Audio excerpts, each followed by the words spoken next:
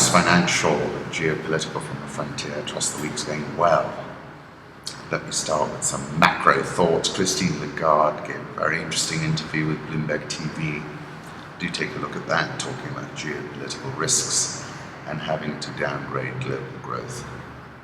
I liked this from the Libération in France, Le Terrorisme, Fiscal, on couverture de Charlie Hebdo, Liberation. I think it says it all. I guarantee there is more dirty money in New York and London and Miami than in Panama, said Mossack, Fonseca founder to the FT. Home thoughts, I like this photograph that David Inglis tweeted the office for the next few days. Lucky David. I like this photograph of the Earth's rise through the universe, taken from the highest mountain of Hawaii and overlooking the lava fields. The Milky Way mirrors the alignment of the horizon, soaring over the volcanoes. This photograph caught my attention. Ahmed and Razan taking turns in pushing each other in a toy they made out of a suitcase in Zatari camp. Turn to Richard Kapuscinski. There is a lot of warmth in an old cognac, a lot of sun. It will go to one's head calmly, without hurry. That's from Imperium. And then this is remembered by everyone even today, because in our thinking, the past takes up more space than the future. And two Jorge Luis Borges quotes, if you don't mind. With relief, with humiliation, with terror, he understood that he too was a mere appearance, dreamt by another. They seek neither truth nor likelihood. They seek astonishment. They think metaphysics is a branch of the literature of fantasy. Political reflections. The Icelandic leader has resigned over the Panama Papers revelations, in particular with respect to his wife's holdings. I concluded by saying there are 10 green bottles. You've got to see how many people, how many leaders this Panama Papers knocked down. I tweeted a little bit yesterday. I said the presence of the absence of a single US individual is so striking and utterly counterproductive. Then I said, are they that stupid not to throw in a single US name? And because somebody was saying this is a PSYOP operation, and I'm saying the PSYOP operation is worryingly silly by not having a single US name, which I finally said is a statistically absurd outcome. The situation in the Caucasus between Azerbaijan and Armenia remains fragile. Keep an eye on that. Pentagon trying to stop Chinese air defense zone in disputed seas, says Gertz. Amid signs China will soon impose an air exclusion zone over the South China Sea, the Pentagon is trying to head off another destabilizing action by Beijing in the increasingly tense region. Deputy Defense Secretary Robert Work last week made clear the United States would not recognize China's imposition of an air defense identification zone over the sea. We will not recognize the ADIZ in the South China Sea, Work told the Washington Post. The Deputy Defense Secretary noted that a similar Chinese strategic move in the nearby East China Sea also remains unrecognized by the United States. China is seeking to avoid a head-on military confrontation with the United States and instead is using legal, psychological, and media warfare to achieve its objective of turning the sea into a Chinese lake. The provocative article discussing the shoot-down of a US military aircraft is clearly part of China's war of nerves with the United States and its efforts to solidify control over the South China Sea. Things could come to a head soon. The Chinese could declare an ADIZ at any time, said one Pentagon official in the know. I concluded by saying that the pivot will need to bear its fangs again if the US is to be taken seriously. China has begun the operation of a lighthouse on an artificial island in the South China Sea as well. China's transport ministry held a completion ceremony marking the start of operations of the 55-meter-high lighthouse on Subi Reef. The USS guided missile destroyer USS Larsen sailed within 12 nautical miles of Subi Reef in late October, drawing an angry rebuke from China, which called it extremely irresponsible. Subi Reef is an artificial island built up by China over the past year or so. German Bund yields verge on a level that helped spark the 2015 sell-off. Last time I checked, Germany's 10-year Bund yield was at 0.098%, after earlier reaching 0.081%, lowest since April 2015. The all-time low is 0.049%. Credit Suisse mess goes right to the top, says Breaking Views. There is nothing that I don't understand in investment banking, so said Tidjana Thiam on being unveiled as the new chief executive of Credit Suisse last March. Given such reassuring chutzpah, investors will be wondering how the former boss of insurer Prudential presided over almost $1 billion worth of losses in the last 6 months. The failings look both operational and strategic. Tian gave an official explanation in late March. Some high-risk trades that had previously been reduced had been increased without the knowledge of senior bank executives. He hadn't been aware of the scale of certain trading positions. Tian asserted that he'd only found this out in January and has blamed poor processes and a lack of openness from traders for his and his colleagues' fogginess. Then I concluded by saying he just simply did not have his finger on the pulse of the trading book. Let's move on to currency markets. Euro 113.53, dollar index around the 94.71 level, dollar yen 110.41, got below 110 yesterday, Swissy 0.9575, the pound is at 141.39, the Aussie 0.7555, India rupee 66.495, South Korean won 1153.94, the Real 367.96, Egyptian pound 8.8815, and the South African rand just above 50. Dollar yen broke the 110 level yesterday. My target, as you know, has been 105 for a while. Third day of gains yesterday, strongest level since October 2014.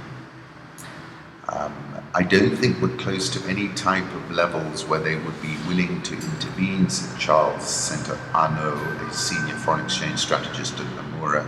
He sees the dollar likely strengthening beyond 110 and anticipates a greater chance of intervention should it break below 108. Interesting tweet from David Inglis saying the dollar has sustained 3 bull runs since 1971. Has this current one come to an end? I don't think so. Have a look at this 1-year chart of the dollar index. I think you buy it with a 93 stop, which is the key level that's held quite a while. Gold back at 12.25. It trades quite heavy, feels as if it's topping out now. Crude oil, big bounce this morning, up nearly $1. Not sure what's driving that, but I expect it to fall away to around $30 a barrel in New York. De Beers Millennium Blue Diamond sells for £22.5 million, 10.10 carat blue diamond, largest of its kind to appear at auction. Pretty beautiful, isn't it? And then on another note, the Wall Street Journal says how to make the best burger, according to science. Emerging markets, some interesting photos were tweeted by King Salman's people. Custodian of the 2 holy mosques, the King Salman receives his housing minister and ministry senior officials. Pretty grand. You'll see from the photographs. Saudi Arabia stock market, which was once among the most closed in the world, is about to open up. And then finally, the Deputy Crown Prince Mohammed bin Salman, who's largely considered to be in charge, meets with the Indian Prime Minister Narendra Modi. Let's move on to Africa. Africa's petrostates are imploding, says foreign policy. Africa's petrostates are crashing hard. Cool $115 in the summer of 2014 a barrel of Brent crude. The international pricing benchmark now fetches below $40. Having failed to build massive foreign exchange reserves like Saudi Arabia or other Gulf monarchies, African oil exporters are now being forced to grapple with depreciating national currencies, mounting inflation, and deep cuts in government spending. Some of these states are now dangerously unstable, staring down popular unrest or domestic insurgencies that, left unaddressed, could set them back years, if not decades, in development terms. The Africa Rising narrative, built on climbing income levels and an emerging middle class on the continent, is now under strain. Saying instead of an across-the-board decline, Africa is witnessing a gradual shift in the continental balance of economic power, away from petrostates like Nigeria and Angola and towards less flashy but more diversified economies like Ethiopia, Tanzania, and East Africa. Investors are now flocking to the economies of East Africa. The origins of Africa's tectonic shift were remote: the shale boom in the United States, a refusal of Saudi Arabia and OPEC countries to cut production, and the economic slowdown in China. But its effects have been profound. Less than 2 years after it claimed the title of Africa's largest economy, Nigeria is in an economic tailspin. Less than 2 years after it claimed, Nigeria is in a tailspin. The euphoria that swept the country after its first ever democratic transfer of power last year has quickly given way to worries about the plummeting price of oil, which accounts for 70% of government revenue. Nigeria is not the only petrostate on the brink. The continent's second largest oil producer, Angola, has also felt the sting of plummeting oil prices. Listen to this: between 2002 and 2014, the country generated a staggering $468 billion from its oil industry. Where has it all gone? As growth in Africa's petrostates fades, the persistent gains in the more robust economies of East Africa will increasingly attract the attention of multinational corporations and international investors in search of new opportunities. Overall, FDI in Africa fell by a third in 2015, but it continues to surge into sectors like telecoms and financial services. And it is Africa's more diversified economies that are better positioned to cash in on rising private equity investment in these sectors. August 2015, I said the end is nigh for crude oil and oil producers from Caracas to Luanda, from Riyadh to Abuja. I said then oil-based economies are going to contract, currencies which have already collapsed are going to be routed, and Greek-style austerity will be the order of the day. The meltdown is coming. Angola jails Christian sect members for up to 28 years over police murders. Provincial court judge Afonso Pinto sentenced Khalid Pateka and 9 sect members to between 16 and 28 years in jail after their trial on charges including murder, attempted murder, resistance to police detention, illegal possession of weapons, and damage to property. And I concluded by saying things have a fin de siècle feel about them in Luanda, in my opinion. On the 8th of February, to that point, in the article of Foreign Policy, I said Kenya and East Africa on the up as the rest of sub-Saharan Africa's slums. Witnesses describe a scene of chaos in the ordinarily sleepy capital, with armed men rushing to take control of the state. They told me they were headed to take over the presidency, the national television and the airports. A 28-year-old salesman, Joel Mupaka. This is Brazzaville. I put up a photograph of anti-government protesters setting up barricades on a road in Brazzaville, and I spoke about this severally, that the street is so much more powerful than it ever was was before. Deployment at Mulago-Wandegea intersection. Police planning to tow Besigye's car. I think he's back under arrest. Friday night's primetime television performance by President Jacob Zuma on the back of the devastating Constitutional Court judgment the day before was something to behold.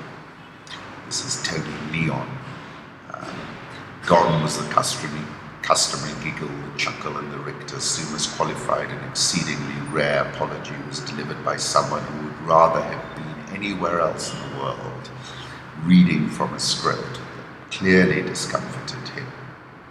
Pointedly, given that the entire country was awaiting it, he arrived 7 minutes late, either a truculent indicator of contempt or an exercise in passive aggression. The ANC will not tear itself apart. That's the reason the president clings to office. But as a celebrated cartoonist, Sapiro depicts Zuma, he is a political zombie.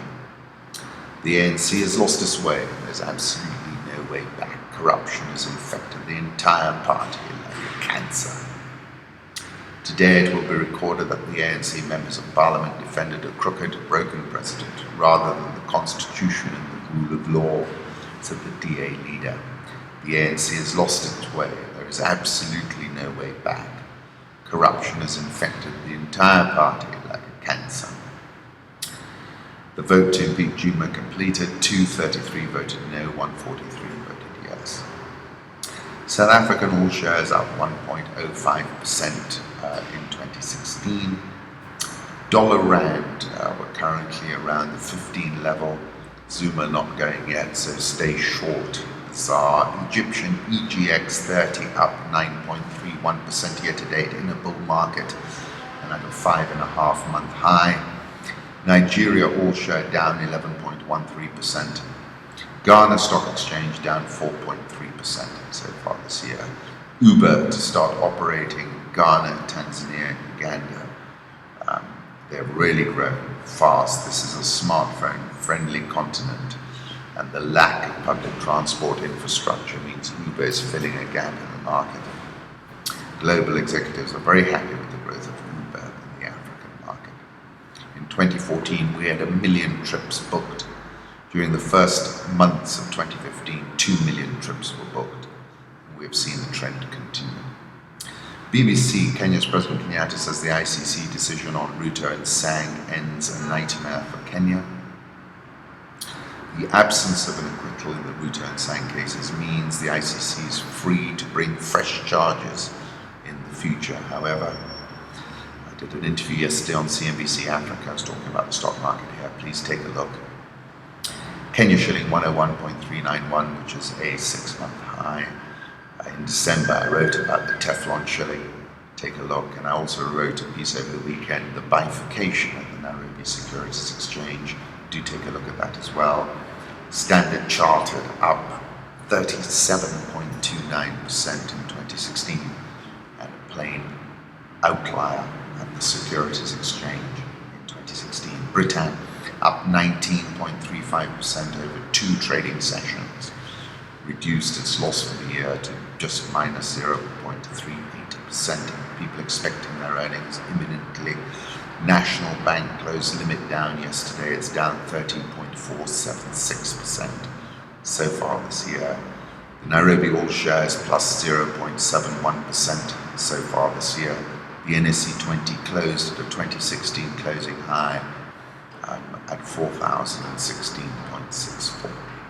If you're keen on checking into any earnings or anything else, just go to Rich Data and check in from there.